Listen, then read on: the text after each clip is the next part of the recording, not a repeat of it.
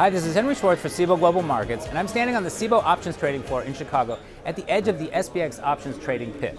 So SPX is the most active index options product in the United States.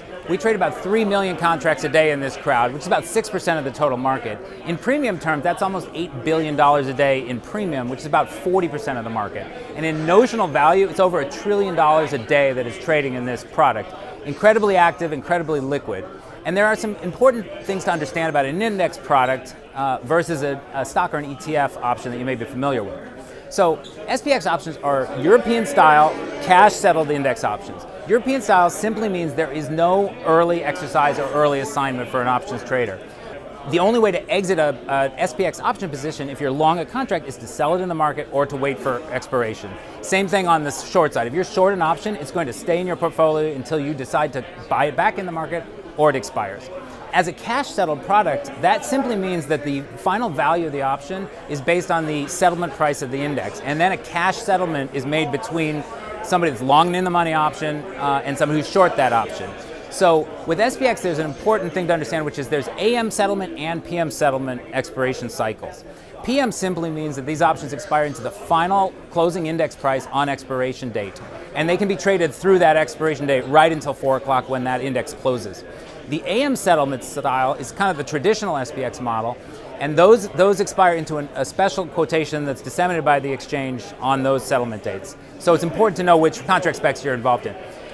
One other factor for index options is that they qualify as Section 1256 contracts for tax purposes, which may have advantages for traders. It's important to talk to a tax expert on that. So now what we're going to do is find a quiet place to sit down and take a look at SPX in the Webull platform. So I've launched the Webull desktop application and gone directly to the Option Traders tab, where I've set things up to see a quote widget, my watch list, and then a stock chart and the options chain.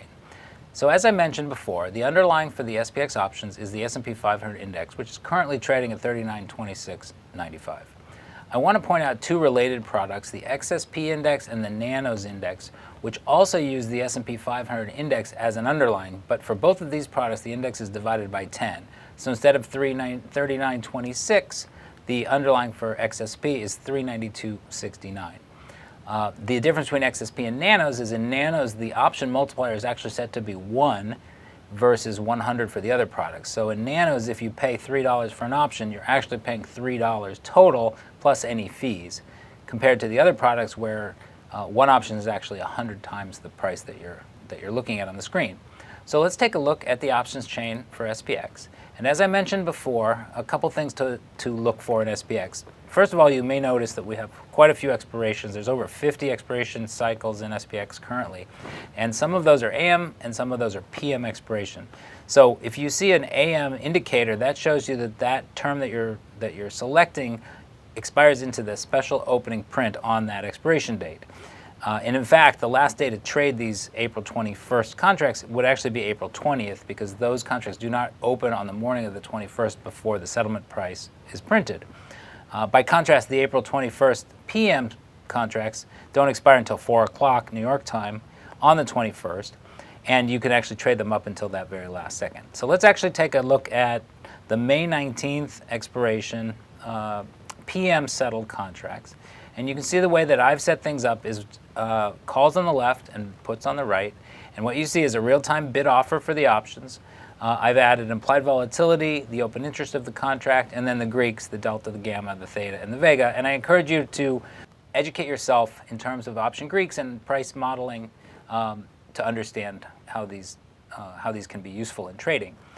But simply to look at the prices to make a trade, you can see that in this case, for these 39.75 calls, the bid is 118.10, the offer is 118.80. So about 70 cents wide on a $118 option is very narrow market in terms of percent. If you were to want to buy that call, you simply click on the offer and you'll get an order ticket. You can change the size, you can change your limit price, you can see the economics of entering that trade. One thing that I like about this platform is, in addition to looking at simple call and put prices, you can actually look at structures as spreads. And about 70% of the activity in SPX is spreads or complex orders. And it's a very good way to adjust and limit the risk exposure of a trade. So I encourage you to learn that part of the business as well. In this case, I'm looking at spreads that are 15 points wide, and you can see that basically instead of looking at individual option prices, I'm looking at the price of the structure. So in this case, the 3885, 3900 put spread is actually $4.50 bid if you were to sell a 3900 and buy a 3885, or 580 if you were to do the trade the other way around. And then basically, if you're interested in selling this put spread, you simply click on the bid, and the system will queue up the structure, show you what you're actually doing. In this case, you'd be selling the 3900 puts to buy the 3885 puts, and you can enter that as a single order. So I hope that gets you started in understanding SPX on the Webull platform, and good luck in your trading.